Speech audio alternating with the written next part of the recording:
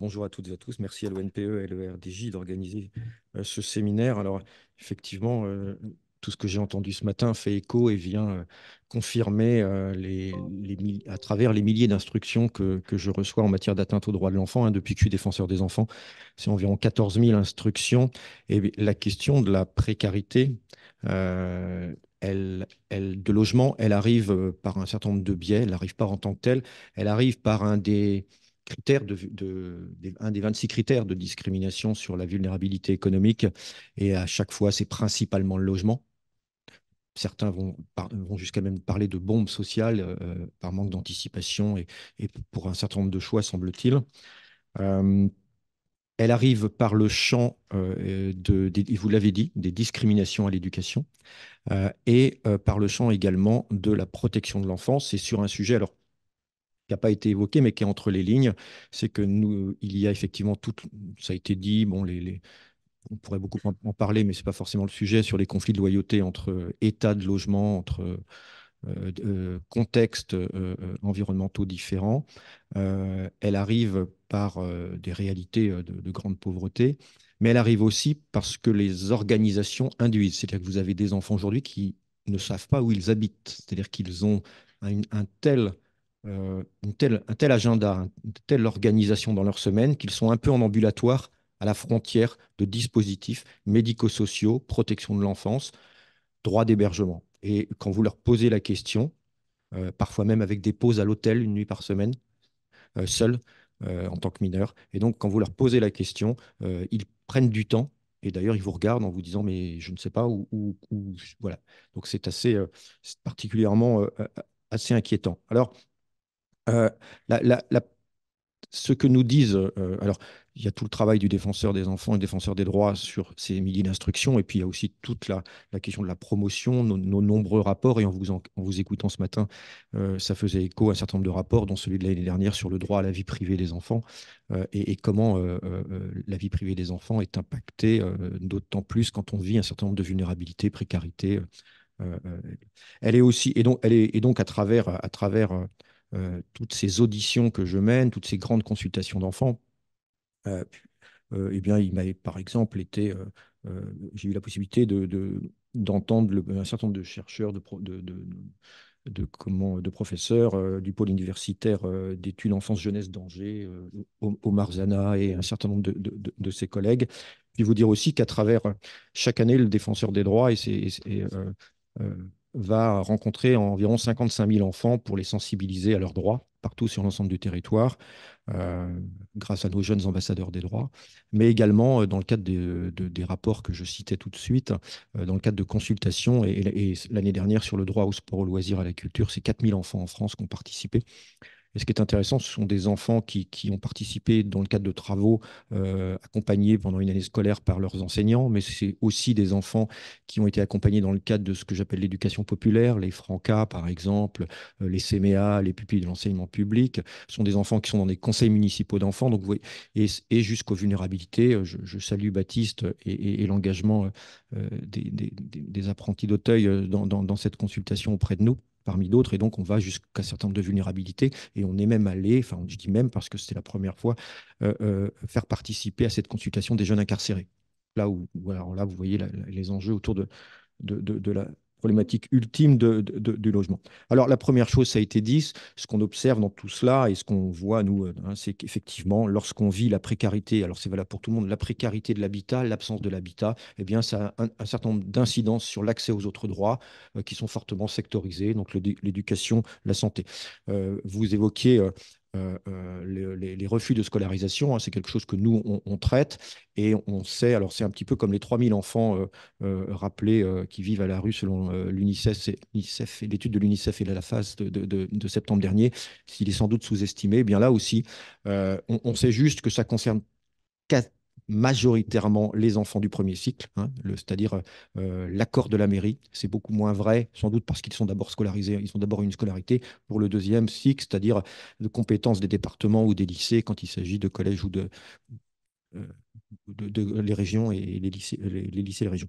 Euh, et c'est clairement, parfois même pour des raisons politiques, affirmé par des mairies qui refusent la reconnaissance du décret de simplification des démarches administratives de 2021, qui dit que sur une déclaration sur l'honneur, pour, au fond, ne pas pénaliser, ne pas être dans la police des familles, ne pas pénaliser l'enfant d'une situation de pauvreté. Alors concrètement, ça peut être très compliqué parce que même quand ça, il y a les refus, puis après, il y a tous les enjeux de technostructure, par exemple, je prends un exemple qui me vient à l'esprit, le SAMU social de Paris, qui est obligé de faire appel à un certain nombre de capacités de logement à l'extérieur du 75, qui le fait en Île-de-France. Et lorsque l'enfant et sa famille ont un hébergement dans le 91, 12, 13, 14, etc., eh bien, leur adresse postale, pour le coup, elle est reconnue, mais enfin, elle est reconnue, elle est renvoyé vers le SAMU 75, et donc l'école du 92 dit bah non, il faut qu'il soit scolarisé en 75. Donc vous voyez un peu tout ce qui vient comme ça mettre à mal. Vous dire aussi comment la précarité de logement ou la perte de logement, parce que ça c'est important. Par exemple, nous, aux défenseurs des droits, on a vu une augmentation de 500% des réclamations en matière des difficultés des droits des étrangers, et je vais vous parler des étrangers qui sont, qui sont qui ont un titre de séjour, mais qui sont empêchés ou qui attendent, parce qu'il y a un retard incroyable. On a supprimé les queues devant les préfectures, mais elles sont maintenant virtuelles, et des gens qui vont être comme ça en sidération, en inquiétude toute l'année, parce qu'ils obtiennent quasiment un mois avant l'échéance leur titre de séjour. Et on sait que lorsque vous avez ce risque de ne pas avoir votre titre de séjour, vous pouvez perdre votre emploi, vous pouvez perdre votre logement, et les enfants vont perdre leur scolarité. Et pour un enfant qui a été scolarisé, je ne parle pas d'un primo-arrivant, pour un enfant scolarisé, quand il perd son école pour ces motifs, il faut environ en moyenne 6 mois pour retrouver une autre école.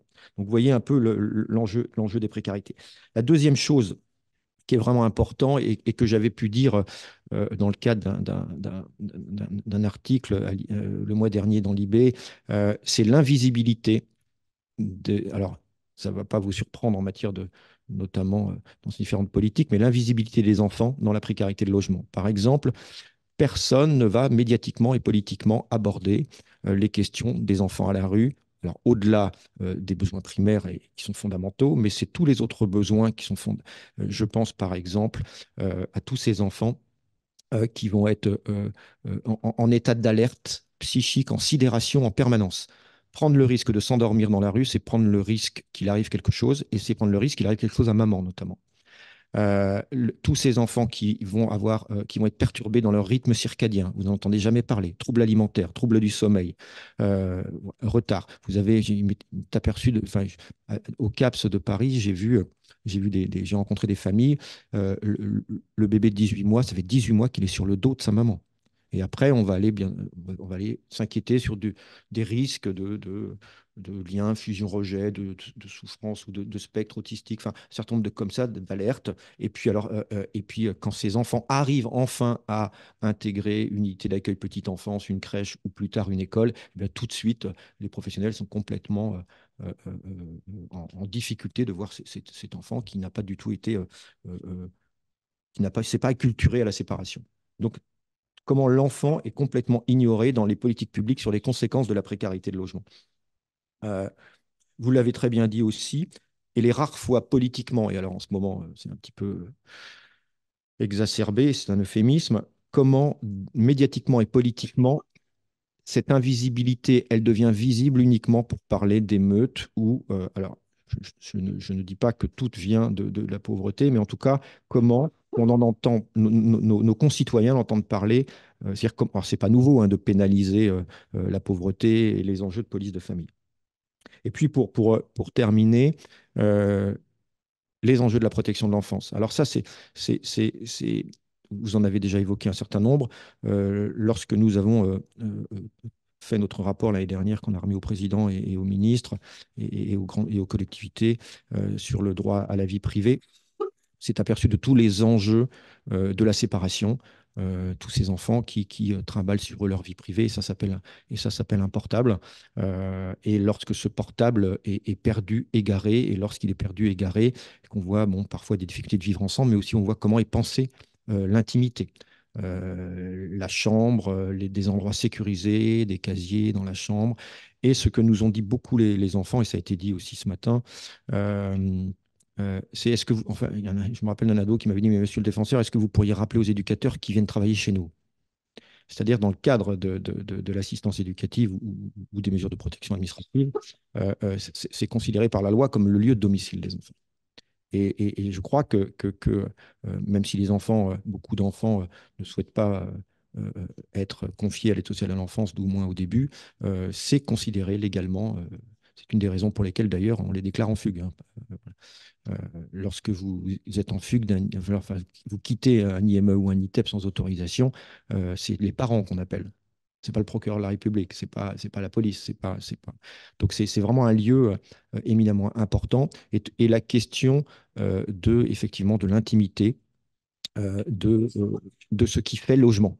Il suffit pas d'avoir un toit pour le coup sur la tête, c'est qu'est-ce qui fait logement.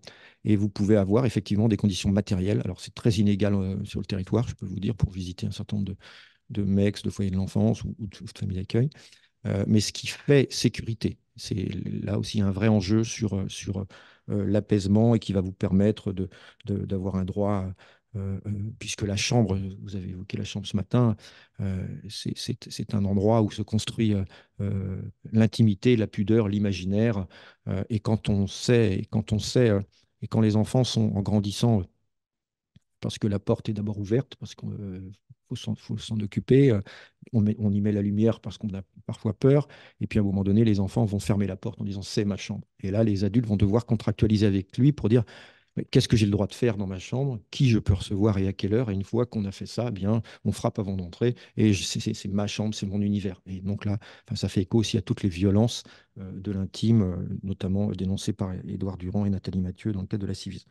Donc voilà les enjeux qui apparaissent dans les instructions et et qui sont inquiétants, hein. Enfin voilà, alors forcément, le défenseur des enfants que je suis ne voit que ce qui dysfonctionne, hein, puisque quand je suis saisi, c'est que c'est pas en première intention, c'est lorsque les parents, les mamans, les papas, les travailleurs sociaux, les professionnels de santé, des associations, des avocats, eh bien, se sont confrontés à un manque parfois de diligence, mais à un manque de, de respect du droit, parfois un manque de volonté politique, et donc saisissent le défenseur des droits. Et donc, nous voyons forcément des situations qui épuisent, euh, et d'où l'importance aussi pour nous des associations, parce que notamment euh, pour les militants d'ATD, eh bien, effectivement, c'est important d'avoir des relais pour pouvoir affronter les discriminations et les représentations sur la pauvreté. Donc, l'inquiétude que j'ai, c'est l'augmentation que vous voyez tous aussi, hein, des précarités, et des discriminations, l'augmentation de la pauvreté et de la pénalisation de la pauvreté, que ce soit par manque de logement ou que ce soit par ghettoisation de la population. Je suis assez, je terminerai, je suis assez surpris, enfin, je suis assez étonné et je suis très prudent sur les motifs, sur les raisons multifactorielles des émeutes. Mais je pense que ce que nous appelons émeute maintenant, nous appelions ça révolte des centaines d'années après, lorsqu'il y a eu la Révolution française, et notamment les premières, lorsque les femmes sont venues à Versailles pour demander du pain. Je dirais qu'il faut faire très attention. Et on a oublié que beaucoup de jeunes sont venus attaquer des établissements publics d'où ils avaient été relégués. Hein, Boris Cyrulnik le dit très bien, avec un certain nombre d'enfants qui arrivent avec peu de mots de vocabulaire et qui vont arriver à l'école. Et l'école n'a pas toujours les moyens d'aller vers cet ascenseur social. Et ces enfants vont être humiliés, vont être contraints dans leur manque. Et ces enfants vont être relégués d'un certain nombre de services publics. Je crois que c'est une part minime et modeste des arguments, mais, comme il n'est pas, comme ce thème n'est pas dans le débat public, je souhaite l'amorcer également. Voilà, je vous remercie pour ce moment.